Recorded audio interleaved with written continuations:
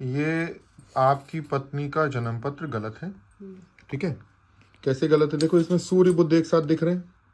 ठीक, देखो यहाँ पे सूर्य और चंद्रमा, SU यानी सूर्य, MO मतलब चंद्रमा। ठीक, तो पहली गलती ये, चंद्रमा जो है इस जन्म कुंडली के अंदर कन्या राशि में जा रहा है, जबकि यहाँ पर जो है चंद्रमा सिंह राशि में। ठीक है, और मंगल अकेले है नीच का होकर जन्म कुंडली के द्वादश भाव में। यहाँ पर कहाँ है मंगल? शुक्र के साथ है द्वादश भाव में। ठीक है, ये गलती है।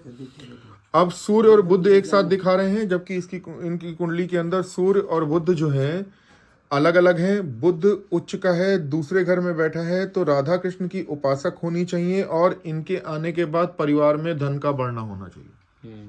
सब है। ठीक है, सब है, यानी आप राधा कृष्ण की उपासक भी हैं और आपके आने के बाद परिवार में धन भी बढ़ा है। परिवार में धन बढ़ने के पीछे कारण क्या है? जब जन्म कुंडली के अंदर बुध उच्च का होकर दूसरे घर में बैठता है। जो लोग ये वीडियो देख रहे हैं, ज्योतिष की जो जानकारी चाहते हैं, जिन्हें नकली ज्योतिषियों से बचना है, वो जाने छोटी सी बारीक सी बात की सिंह लग्न का जन्म है, दूसरे घर में उच्च का बुध बैठा है, दूसरा घर धन का कारक होता है, लक्ष्मी का निवास होता है। ऐसा इंसान मृदुभाषी होता है, उसके अंदर सेल्फ रिस्पेक्ट कूट कूट कर भरी होती है। बहुत है।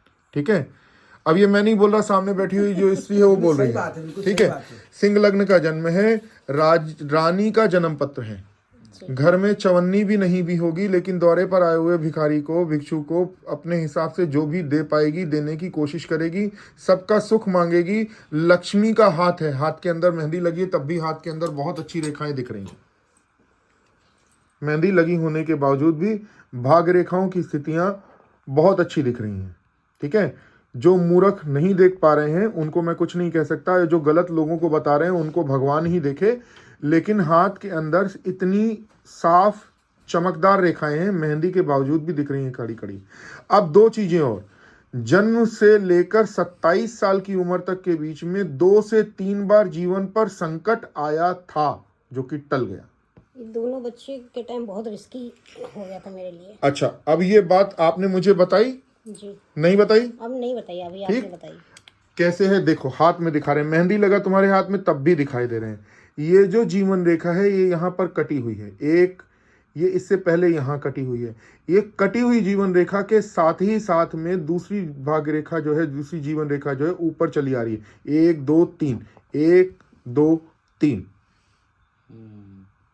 ठीक है, वो जो बढ़ी हुई रेखा है वो पति के और परिवार के और खुद के किए हुए पूजा पाठ और अच्छे कर्म से वो संकट भगवान ने टाल दिया। क्लियर? और संकट क्यों आया? संकट आया इसलिए क्योंकि कुंडली के अंदर कालसर्प योग है, केतु और राहु के बीच में सारे ग्रह हैं, मंगल नीच का है और द्वादश भाव का स्वामी होकर सूर्य के साथ चंद्रमा बैठा है।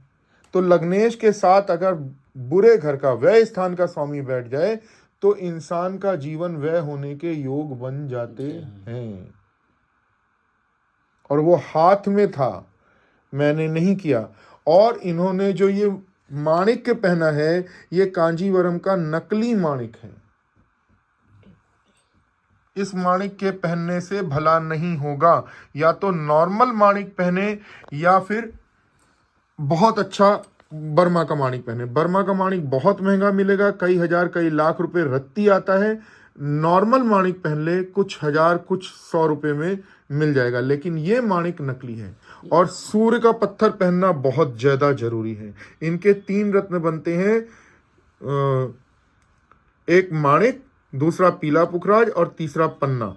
और राधा कृष्ण की पूजा करती रहेंगी, सूर्य की पूजा करती रहेंगी, बृहस्पति की, विष्णु जी की पूजा करती रहेंगी, हनुमान जी की पूजा करती रहेंगी। जीवन में कभी भी तिजोरी से पैसा कम नहीं होगा। इसके अलावा ये औरत जो है ये सती है, पतिव्रता है। कैसे दिख रही? जिस स्त्री के जन्म पत्र में उच्च का शनि तीसरे घर में बैठे और सिंह लग्न में पति स्थान का स्वामी ग्रह होता है शनि। तो पहली बात तो ये कि लड़का जब दिखाया गया होगा तो इसको पसंद आ गया होगा, पसंद का पहली लड़का। बार यही आए थे देखने। और पहली बार में पसंद कर लिया था, किया था? हमने इनको स्टेज पे देखा था और मम्मी ने पसंद किया था। हाँ, तुम्हारे मन का था लड़का है?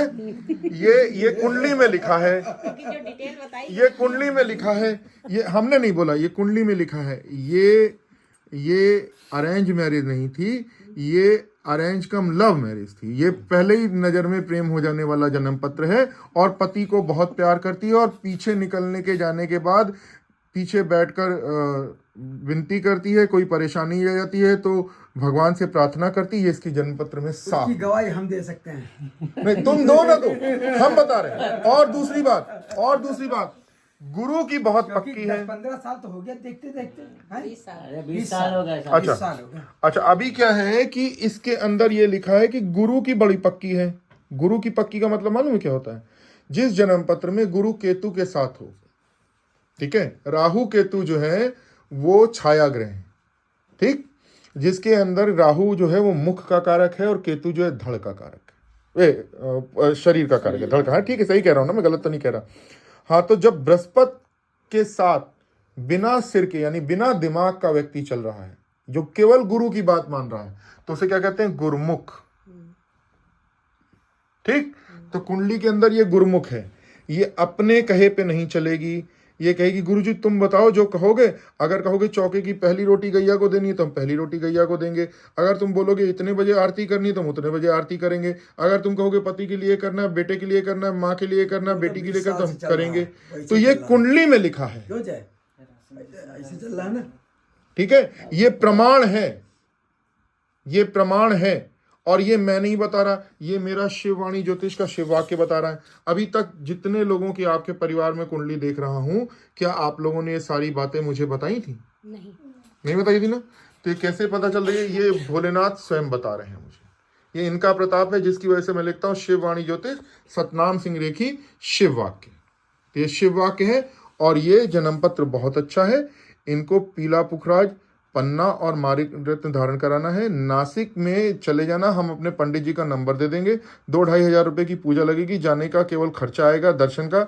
इनका कालसर्प योग का निदान करवाओ और इनकी ये जन्म कुंडली गलत है। काल सर्प के बारे में बताया अभी भी चल रहा है इनका काल सर्प। बिल्कुल चल रहा है, आप जाएं पूजन कराएं तब काम बनेगा।